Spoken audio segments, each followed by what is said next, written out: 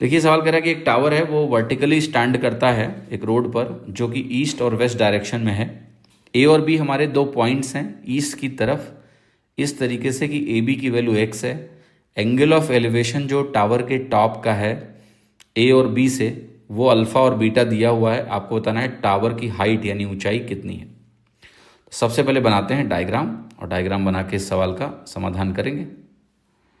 तो यहाँ पर जो डेटा है वो आपको ऐसे समझना है कि ये जो रोड है ना, इधर मैं कहूँगा ईस्ट है और इधर मैं कहूँगा वेस्ट है, राइट। ये ईस्ट वेस्ट डायरेक्शन हो गया। तो ये जो टावर है इसके ईस्ट डायरेक्शन में दो पॉइंट हमने लिए हैं ए और बी, और इनके बीच की दूरी हमने क्या मानी है एक्स। ये एंगल हमने बोला अल्फ़ा है। ए पॉइंट पर अल्फ़ा है, हाँ ए पर अल्फ़ा है, तो इसको हम बोलेंगे अल्फ़ा है और इसको हम बोलेंगे बीटा है, ठीक है।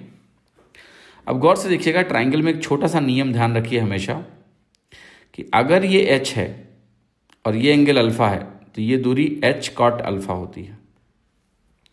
तो इस तरह से अगर मैं इस पॉइंट को लेट से ओ बोल दूं और ये वैल्यू एच है, तो आप मुझे बताएंगे कि भाई ओ ए की वैल्यू क्या होगी।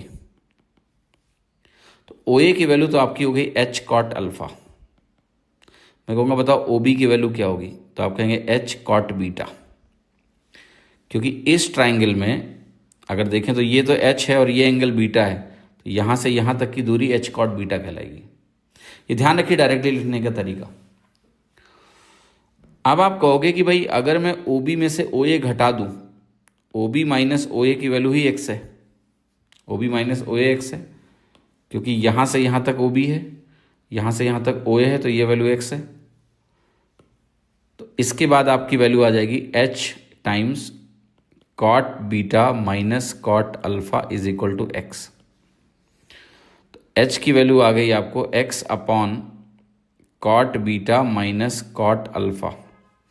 अब कॉट को अगर आप 1/10 लिख दें यहाँ पर, तो एच की वैल्यू मिल जाएगी x tan alpha tan beta upon tan alpha minus tan beta. तो बी ऑप्शन आपका करेक्ट हो गया सवाल का उत्तर।